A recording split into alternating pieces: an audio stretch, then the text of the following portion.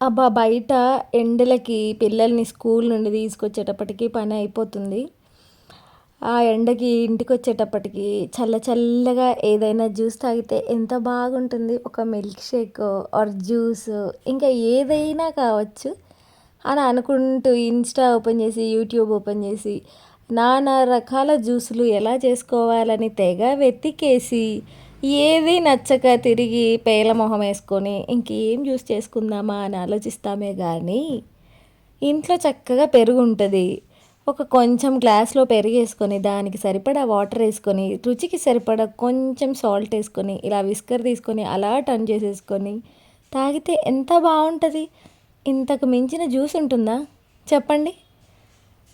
అబ్బే! ఇలాంటి ఆలోచనలు మనకు రావు. వచ్చినా తాగము, చెయ్యము. బీ12 కూడా వస్తదంట మజ్జిగ తాగితే. సో, తాగని వాళ్ళందరూ పిల్లలకు కూడా అలవాటు చేయండి. చాలా మంచిది. షార్ట్ నచ్చినట్లయితే లైక్, షేర్, సబ్స్క్రైబ్.